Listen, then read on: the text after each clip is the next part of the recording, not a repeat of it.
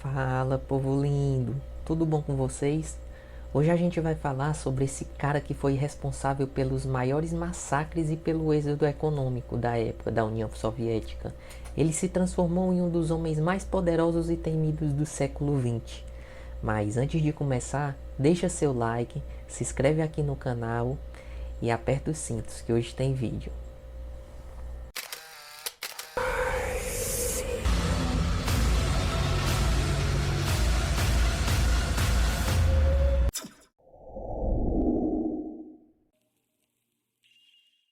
O Joseph Stalin nasceu dia 18 de dezembro de 1878, na Geórgia, país da Europa Oriental. Ele era filho do sapateiro Bessarion e da costureira Keké, que passavam por complicações financeiras enormes. O pai de Stalin desenvolveu problemas com alcoolismo e violência doméstica. Por esse motivo, o casamento acabou fracassado pelas agressões e pela discordância que ele e a mulher dele tinham a respeito do futuro de Stalin. A mãe queria que ele seguisse carreira religiosa, e o pai queria que ele fosse um sapateiro. Diante disso, a mãe pegou o garoto e se mudou para a residência de um amigo que era padre, amigo da família. Assim, Stalin iniciou seus estudos aos 10 anos de idade, na escola da igreja de Gori. Ele era um aluno muito aplicado e foi recomendado inclusive por seminário espiritual em Tiflis. A família de Stalin era pobre. Ele foi filho único do casal Vissarion, os quais tiveram outros filhos também antes dele, mas eles faleceram ainda crianças. A infância de Stalin foi marcada pela pobreza, pois seu pai era um sapateiro que não era muito bem sucedido, e a sua mãe vinha de uma família de ex-servos e trabalhava como faxineira e lavadeira. O Stalin era um garoto pálido, com o rosto marcado por um ataque de varíola. Ele nasceu com 2 dedos no pé grudados e tinha tudo para ser um adulto retraído, atormentado pelos traumas da infância, é claro, mas ele era dono de uma inteligência altamente excepcional.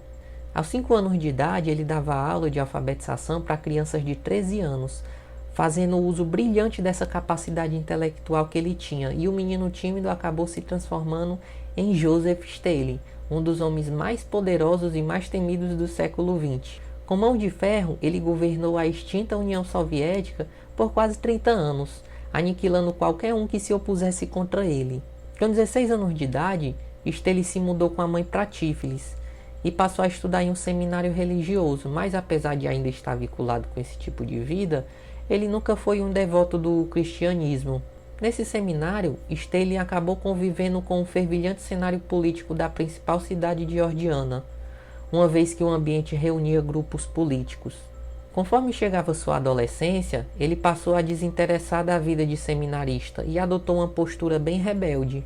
Como mencionado no seminário religioso, Stalin teve acesso à turbulência política na Geórgia no final do século.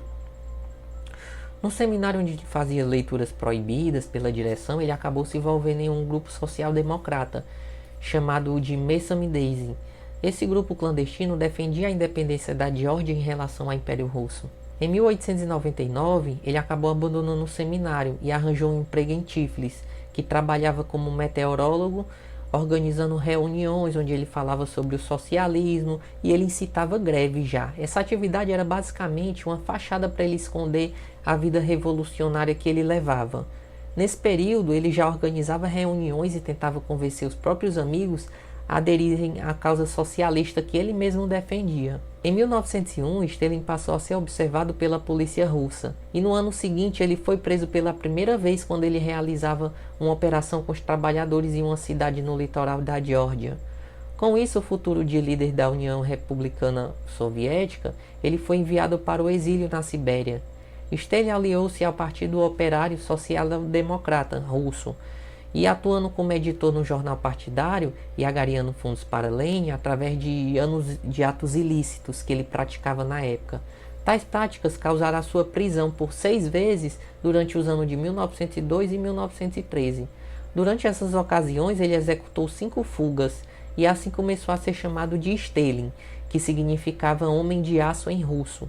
Ele casou com Ekaterina em 1903. Eles até tiveram um filho, mas Ekaterina faleceu em 1907. A partir de 1905, o Stalin aderiu aos bolcheviques, a divisão que aconteceu no interior dos social-democratas russos. Em 1905, Stalin teve uma participação na Revolução de 1905, conhecida como Ensaio Geral. e acabou conhecendo Vladimir Lenin. Durante uma reunião de bolcheviques na Finlândia, após 12 anos, os bolcheviques haviam crescido consideravelmente no território russo aí, em outubro de 1917, e eles conseguiram tomar o poder da Rússia. Entre 1905 e 1917, o Stalin realizou uma série de ações em nome de bolcheviques da Revolução. Ele foi preso inúmeras vezes, mas se tornou um homem notório. E quando a Revolução levou os bolcheviques ao que aconteceu, o Stalin estava envolvido em várias funções burocráticas importantes. Nesse período, ele passou a usar o pseudônimo Stalin, que significava feito de aço. Com os bolcheviques no poder, o Stalin assumiu os cargos administrativos da Rússia, tais como o Comissariado do Povo para as Nacionalidades. O regime cesarista da época estava em fase de declínio e em 1917 o Stalin se envolveu na Guerra Civil juntamente com Lenin, participando da Revolução Russa. Ele foi convocado para assumir a liderança das ações contra o grupo, contra-revolucionária, é claro, e o que tentou derrubar então com o novo governo. Com a vitória de Stalin, ele se integrou ao Comitê Executivo do Partido Comunista, onde estabeleceu relações internas importantes e participou do Tratado da União Soviética. Por essas e outras ações, Stalin se tornou um dos homens mais importantes da Rússia, junto com Lenin, e um dos grandes nomes da Revolução de 1917.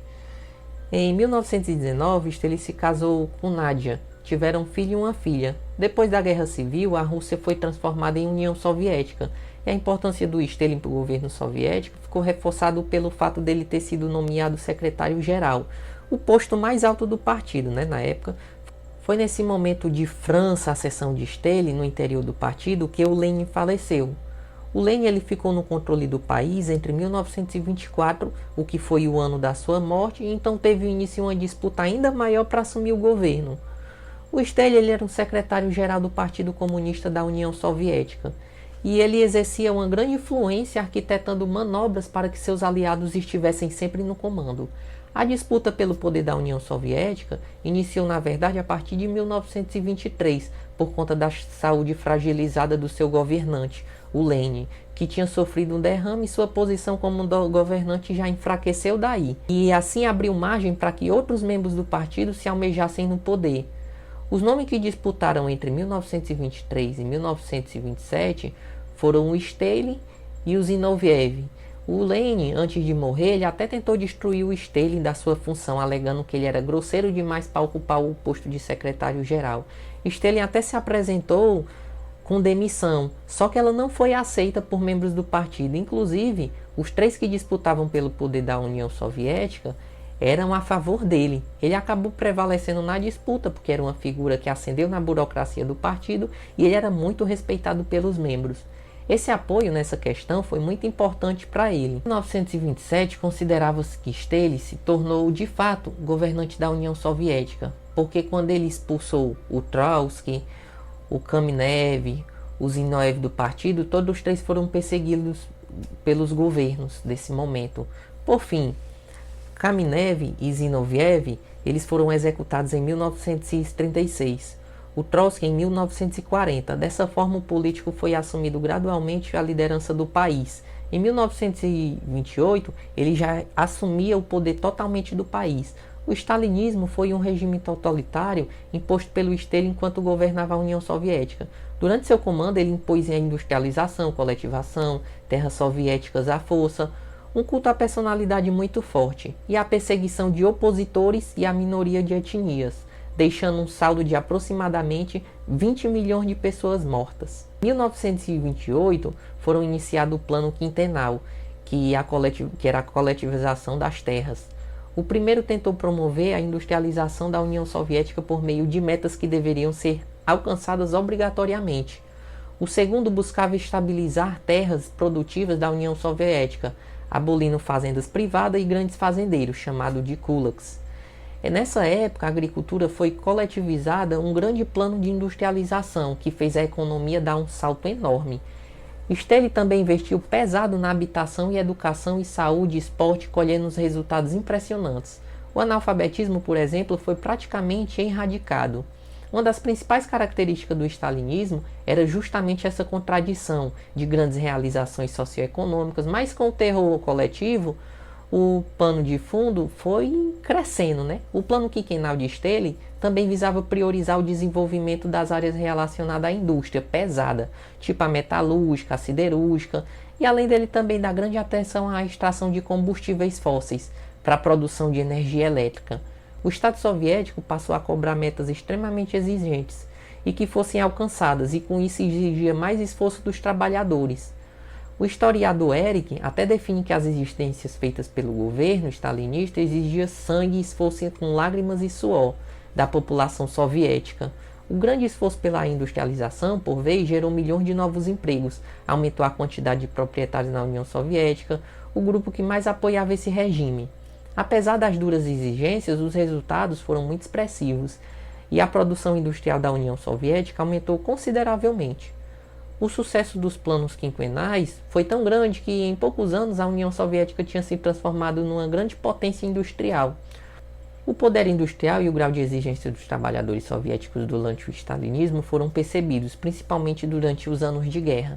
A coletivização de terra também foi outro ponto grande realizado pelo Estado stalinista no âmbito da agricultura. Ele revolucionou-se de forma como a produção agrícola acontecia e atacou até a classe de camponeses ricos que exigiam no interior soviético. A coletivização das terras foram feita à força e a resistência a esse processo foi tratada com brutalidade.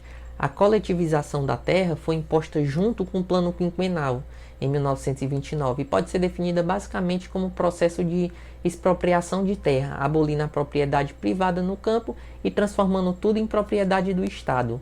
A função dos camponeses era aderir às terras tomadas pelo Estado e alcançar metas de produção estabelecida. As terras tomadas eram transformadas em fazendas coletivas e tudo existia nelas, assim como ferramentas, semente de gado, tudo pertencia ao Estado.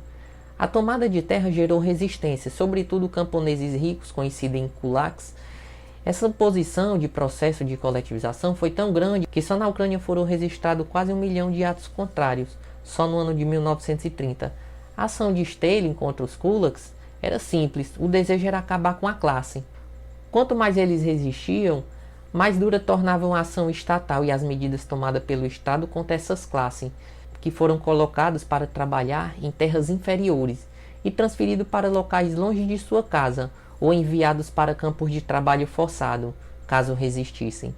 O historiador Timothy afirma que no total cerca de 1,7 milhões de kulaks foram deportados para campos de concentração, e Livres afirma que cerca de 3 milhões de pessoas passaram por um processo de descularização.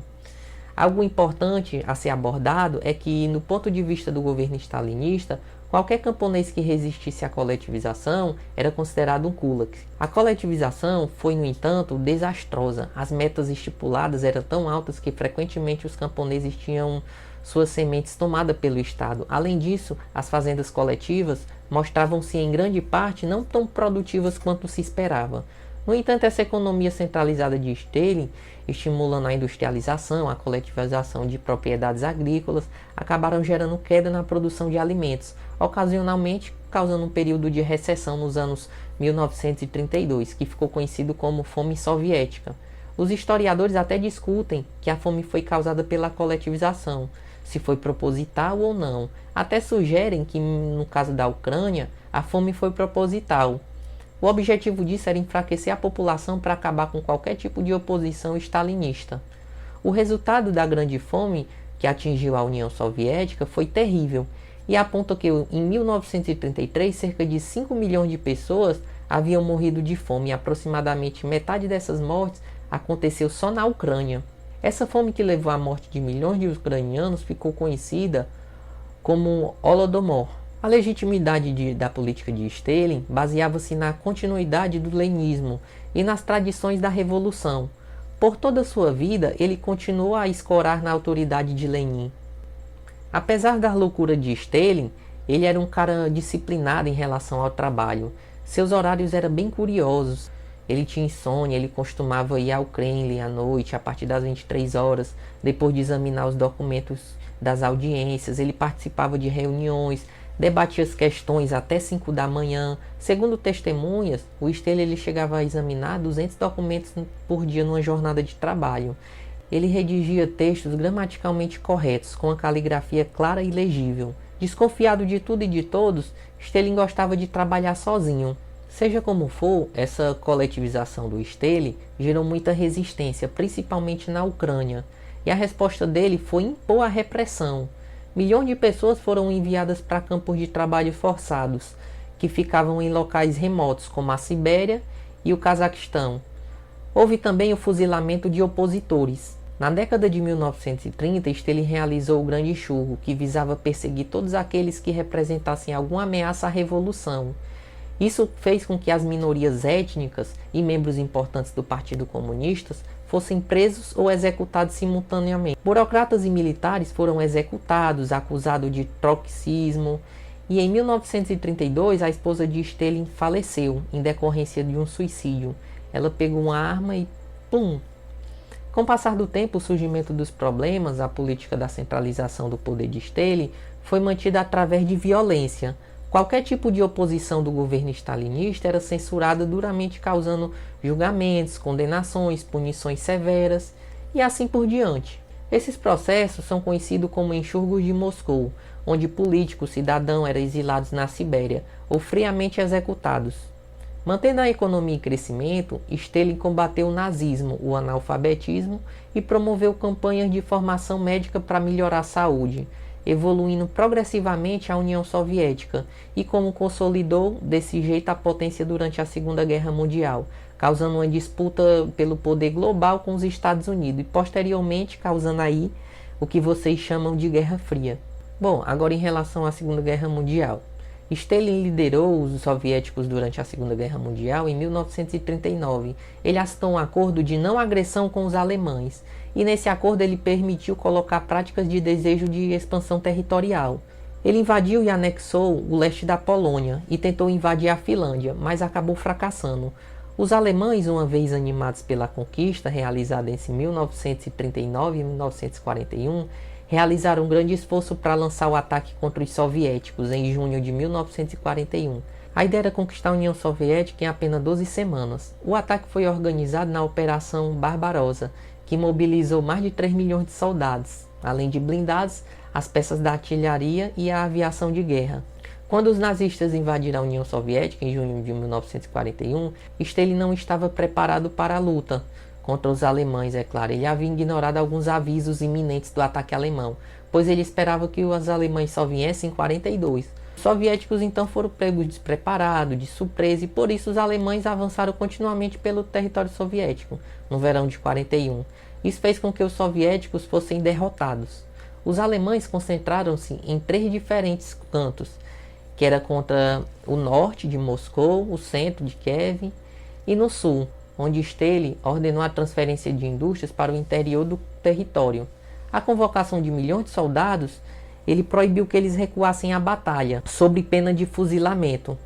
E foi assim que, em meados de dezembro, o ataque alemão já tinha perdido a força, e a resistência soviética então começou a equiparar-se com a força de ataques alemães. Instigados por Stalin, os soviéticos transferiram milhares de indústrias do oeste soviético para a região de Urais, e milhões de soviéticos foram convocados das regiões mais inóspitas possíveis, com capacidade industrial de crescimento, graças à mobilização de mulheres para trabalhar em fábrica, e um volume gigantesco de soldados utilizados, os soviéticos, a um custo altíssimo. E assim eles expulsaram os alemães dos seus territórios. Tamanho esforço realizado pelos soviéticos fez com que eles acabassem sendo grandes responsáveis pelas derrotas nazistas na Segunda Guerra Mundial. Por meio de um acordo com os aliados, Stalin conseguiu uma autorização para as tropas soviéticas para que elas fossem as únicas a atacarem Berlim, na batalha derradeira contra os nazistas. No auge, os soviéticos mantiveram mais de 11 milhões de soldados no fronte. Cerca de 2,5 milhões de soldados foram mobilizados para a conquista capitã alemã em abril de 45, mas o saldo final soviético foi de 25 milhões de mortos. Os soviéticos entraram em Berlim para derrubar o nazismo, e depois de semanas de batalha eles conquistaram a capital alemã e colocaram fim no nazismo. O esforço dos soviéticos venceu a guerra, e somente naquela sociedade brutalizada após o stalinismo e décadas de privações era capaz de suportar as exigências de Stalin e da guerra. Depois da guerra, o Stalin se transformou-se em um verdadeiro herói na União Soviética. Apesar de seu regime totalitário, ainda em seu governo ele formulou o quadro na Guerra Fria e os soviéticos ainda participavam secretamente da Guerra da Coreia. O falecimento de Stalin, aos 73 anos de idade, ainda é considerado intrigante. Após sair para um jantar na noite do dia 5 de março de 1953, ele foi encontrado desacordado em seu quarto no dia seguinte. Existem teorias de um possível envenenamento e demora proposital para acionar o socorro. Quando ele foi examinado pelo médico, foi constatado um acidente vascular cerebral em consequência de um derrame que ele havia sofrido no dia 1º de março. Acredita-se que a morte do líder soviético aconteceu por falta de socorros e cuidados médicos no dia após o derrame. Segundo escreveu sua filha no dia seguinte, a morte do general, antes mesmo do sepultamento, todos os seus pertences haviam sido recolhidos e levados pelo governo. Poucos documentos foram recuperados. Entre eles destacam-se 3 cartas, que o ditador guardava as 7 chaves. Uma delas era um puxão de orelha de Lenin. A segunda era um recado enviado em 50 pelo Marechal Tito. Então, no comando de Iugoslávia, Stalin: pare de mandar assassinos para matar. Já apanhamos de 5. Se isto não parar, vou ter que mandar um homem a Moscou, e não será necessário mandar um segundo. A terceira carta era de um amigo Buchmann, escrita há pouco tempo antes de ser fuzilado, pelas ordens de Stalin. Suas últimas palavras foram: Koba, por que você precisa que eu morra? Bom, e com a sua morte o poder soviético foi assumido por Nikita. Foi Nikita a grande responsável por colocar fim no culto de Stalin. Isso aconteceu quando ele denunciou os crimes cometidos por ele durante o seu governo. A denúncia de Nikita aconteceu no Congresso do Partido Comunista em 56 e deveria ter sido secreta, mas acabou vazando. Como consequência, um grande racha no comunismo acabou se espalhando pelo mundo, com um lado defendendo Stalin e outro atacando. A vida do generalismo era chamado como pertence à lenda das histórias fantasiosas. Até porque o espaço que houve para isso, uma vez no contrário, Lenin e Stalin foram maior parte do poder dos documentos destruídos na sua morte. O que se sabe é que, assim como Hitler, muita psicologia foi escrita sobre eles e sobre a personalidade deles. Stalin não gostava de falar sobre seus pais na sua infância, mas não faz sentido exagerar sobre a sua análise psicológica, que era emocionalmente atrofiado, anormal, mas o próprio Stalin já dizia que os políticos raramente são normais, afirmaram os historiadores russos. Em um dos seus últimos encontros com a sua mãe, o Stalin explicou a ela sobre o cargo que exercia, uma espécie de César, e ele perguntou para ela por que espancara tanto na infância. A resposta que ela deu foi: parece que você acabou dando certo, assim é uma pena que você não tenha se tornado padre. Perdão, gente, errei aqui. Calcula-se que Stalin tenha sido o maior responsável pelas mortes por aí. Foram mais de 1 milhão de pessoas em seu regime ditatorial que foram mortas, declarados oponentes políticos. Mas o número de vítimas do stalinismo fica muito maior se contabilizados todos aqueles que realmente foram perseguidos e torturados também, e enviados para campos de trabalhos forçados na Sibéria. Bom, e essa foi a vida do Stalin, que eu resumi aqui para vocês. Eu espero que vocês tenham gostado do vídeo. Deixem nos comentários o que vocês acham disso. E tchau, tchau. Fiquem com Deus.